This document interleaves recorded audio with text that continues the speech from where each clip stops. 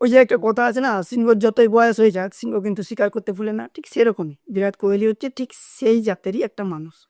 বিরাট কোহলি সম্বন্ধে যত প্রশংসা করব কম হয়ে যাবে আমি মনে করি। মানে এই মানুষটা তার উপরে উঠে গেছে। লেজেন্ড যদি বলি, লেজেন্ডেরও যদি উপরে কিছু থাকে সেটা হচ্ছে এই বিরাট কোহলি, চেস মাস্টার।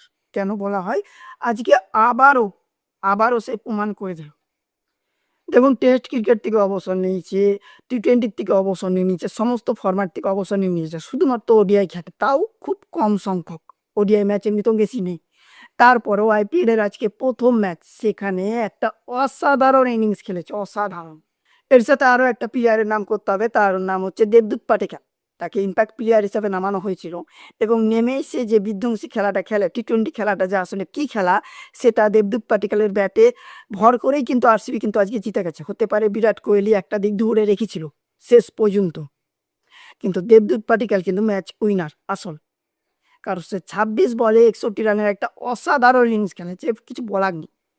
কারণ প্রথমে সানরাইজ হায়দ্রাবাদ ব্যাট করতে নামে, যেখানে 20 ওভারে 9 উইকেট হারিয়ে 201 রান করে। সেখানে রানটা খারাপ যে বলবো সেটা নয় আজকের পিচে। তারপরও অনেকে আশা করেছিল, এবং আমি নিজেও আশা করেছিলাম যে সানরাইজ ম্যাচটা জিতে যাবে, কিন্তু আমার ভুল ভেঙে গেল। কারণ আমি ভাবতে পারিনি সানরাইজের বোলাররা এতটাও বাজে বল করতে পারে আইপিএল এর মতন একটা এত মহান খেলাতে।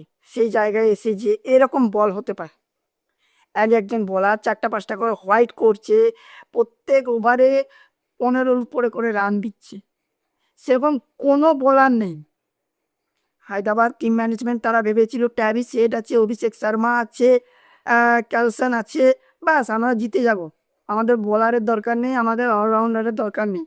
হায়দ্রাবাদ হারার মেন কারণ একটাই, তাদের বোলিং নেই। হায়দ্রাবাদ যে সত্যি একটা দুর্বল টিম, আমার মনে হচ্ছে আজকে ম্যাচ দেখার পর পুরো আইপিএল জুড়ে হায়দ্রাবাদ হচ্ছে সব থেকে দুর্বল টিম বোলিংয়ের দিক থেকে। কারণ দেখুন, ঈশান কিষান সব দিন খেলবে না, আজকে ঈশান কিষান একটা অসাধারণ ইনিংস খেলেছে, তার দৌলতেই কিন্তু 201 রান পর্যন্ত গেছে, নাহলে সেটাও কিন্তু যেত না। ঈশান কিষান প্রত্যেক দিন রান পাবে না। ট্রাভিস হেড বলুন বা অভিষেক শর্মা, এরা হচ্ছে হিটার, এরা প্রথম পাওয়ার পেলেতেই যদি রান পেলো তো পেলো, যদি টিকতে পারলো, নাহলে এরা শেষ। তারপর কি হবে? তারপরে কিন্তু সেরকম আর ব্যাটিংও নেই। এবারে বোলিংয়ের দিক থেকে যদি আসি, সেটা তো আজ পুরো প্রমাণ হয়ে গেল যে হায়দ্রাবাদের বোলিং কিচ্ছু নেই।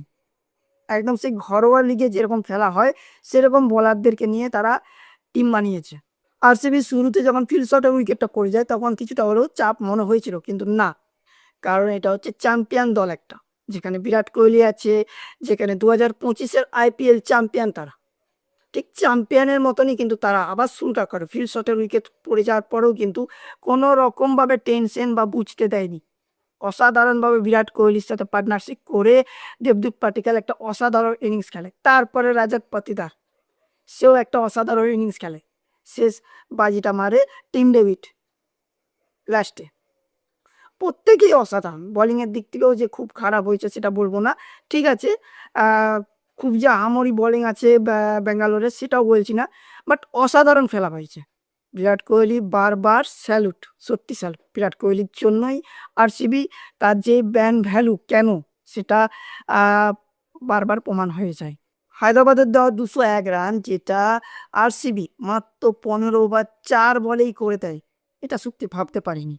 এটা একদমই আশা করা যায়নি যে এই রানটাও এত কম ওভারের মধ্যে শেষ করে দিতে পারবে আরসিবি। আরসিবি আমি তো বলবো যে আজকের খেলা দেখার পর বাকি 9টা টিমের কাছে একটা ভয়ের ব্যাপার হয়ে গেল, কারণ আরসিবি যদি এভাবে শুরুটা করে তাহলে তারা শেষটা কি করতে পারে সেটা কিন্তু ভাবার বিষয়।